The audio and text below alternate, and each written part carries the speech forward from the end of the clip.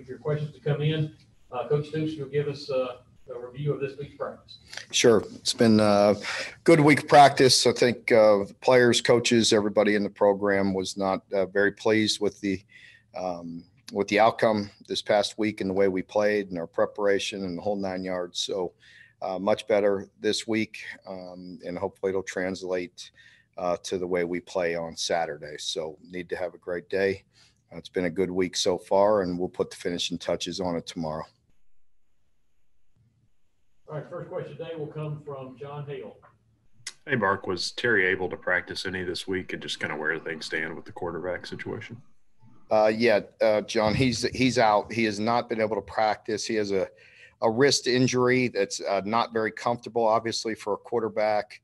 The type of injury that he has, it's not very helpful for him as far as practicing and being able to the ability to handle the ball, hold the ball, throw it properly. So he will be out this week.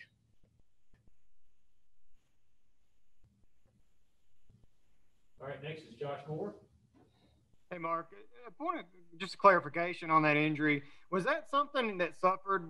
Did that play into the decision to put Joey in there at the end of the game, that it happened kind of? Well, he did hurt it during the game. He was able to play through it. It's one of those injuries that, you'd be surprised. We have quite a few guys that come in on Sunday and they really have no idea when or how they were hurt. But they, as you can imagine, there's quite a few bumps and bruises, and guys are getting beat up. And so, that was the case with Terry. He did injure it during the game. I'm not sure exactly when. I'm not sure he knows exactly when, but it was swollen and not good all week. All right, Derek Terry. Mark, is this the kind of game where, you want it to be Joey's game, or is there a chance he'll use Bo as well? Don't know. As I, said, the past couple weeks, when Terry was the starter and this week Joey's the starter and he has the keys, he's the starting quarterback, but you never know how things are going to go throughout the game and when opportunities are going to present themselves. I anticipate Joey going out there and playing well. I've wanted to see Bo all year, but as you can imagine, it's very difficult. Every possession, every rep, every time we have the ball, it's pretty important. Obviously getting Terry reps early in the season and all the reps he can. With being out last year, we needed that. Joey needs the reps. And, now at some point I'd like to see Bo get in there, but I'm not sure when that'll happen. Mark, from what you've seen of Joey so far, what do you feel like he brings to the offense? Oh, he's definitely a big, strong guy. He's got a big arm and can make all the throws. He stands strong in the pocket. You never know, I think, with that position until you get put in that situation is how their vision and how they're going to go through their progressions and step up in the pocket and distribute the football down the field. From what I've seen from him so far, I believe that he'll do that. And, so he brings a lot of ability and a big arm. Obviously, he could run the ball. He's a different style than Terry. Terry is maybe higher, a little faster top end and, quicker, but Joey's one of those big, strong runners and can get some good yards for you that way. So looking forward to seeing what he can do. Josh Moore. Eddie on Tuesday talked about the kind of maybe having to simplify things just for the sake of, if they can't make the reads through practice or whatever, and seeing, just to basically make things move, easier for you guys. Is that the case? Do you think that'll be the case this week, or?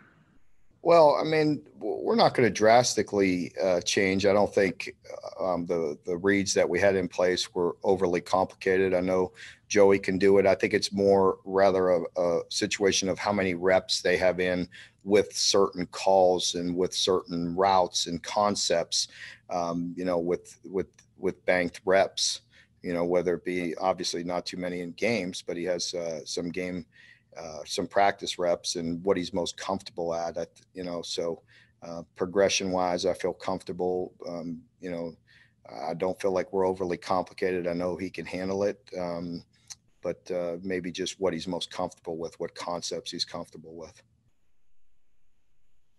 John Wong.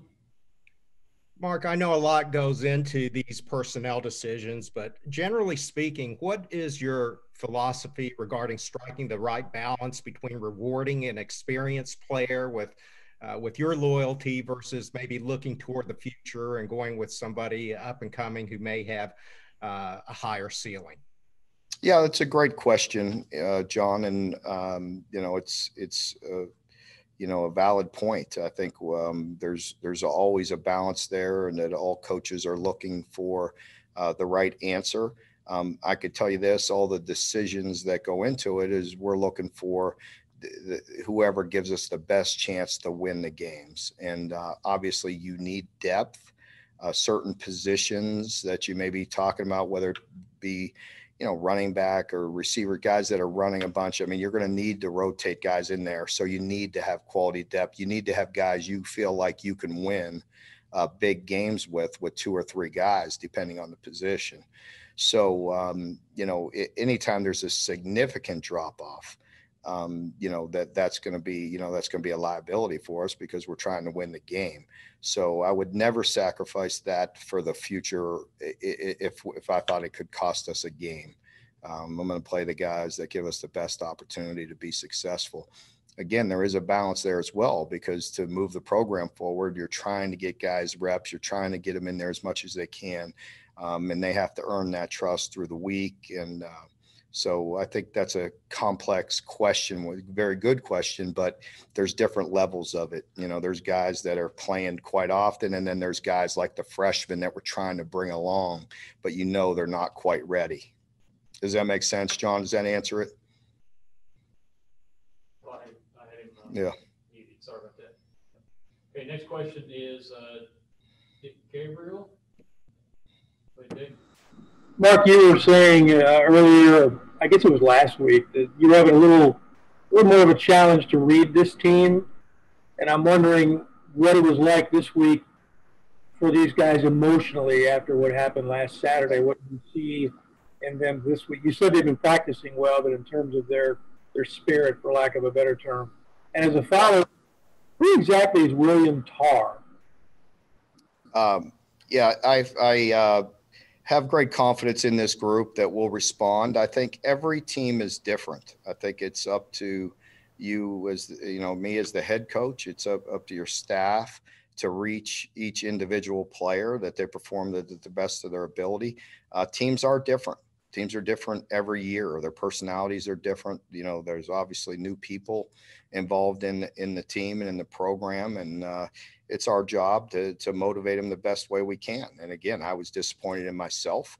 I didn't feel like I had, it wasn't for the lack of effort. I can promise you that, of getting guys ready, but each team is different. But I feel like we've responded well. I still feel very strong in the leadership of this group, and I know we'll get out there and play and compete the way we're used to. And, I'm confident we will do that. And the guys are going to play extremely hard and be energetic and excited to play. So that's good. And William Tarr, that's a new release bourbon there, Dick. It's pretty good stuff. Who is he? Yeah. Who is the guy? Oh, he's deceased. William Tarr was one of the original owners of Ashland Distillery, which was the first registered distillery in the state of Kentucky. So it's a revival of that brand. But I don't know how we're getting on that subject.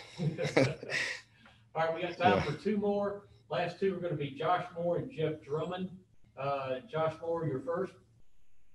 Mark Drennan, I know he's higher up on the depth chart this week, and he showed up as a guy that, he was compared to Lynn Bowden, and I know that's a lot to put on a guy, but has he shown kind of flashes of that kind of, being able to be kind of a weapon in a lot of spots for you guys? Oh, Michael, we definitely feel like has a lot of upside, a lot of talent, and, gives you some speed and some of that, elusiveness that you're looking for when he gets the ball in his hands. Mike's got to continue to work. I think he is working hard, and you got to work on his hands and being consistent with catching the football in practice and in games, and, running routes properly and assignments, and he's doing all those things, and we're bringing him along. But he definitely has a lot of upside, and we need him to continue to work.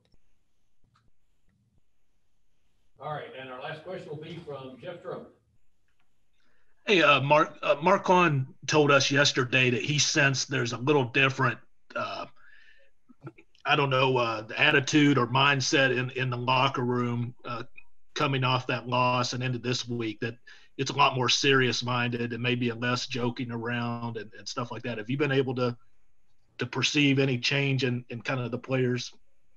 Well, way I hope so. You know, I don't, if our group was satisfied with the way we played a week ago, then we're not going to win very many games. So I hope there's a change and an adjustment. It's little things. And I think it's just them making a conscious effort to invest more. And it's hard. Believe me, these guys get beat up. They have a lot on their plate. It's a grueling schedule, but they have to sacrifice. They have to get sleep. They have to take care of their bodies. They have to get treatment, go to school and get in here and have good practices. And they've done that. So I appreciate the way they've responded, and hopefully that'll translate over to the game. Okay, folks, thanks to all of you. Thanks to all y'all for Thank joining you. us. And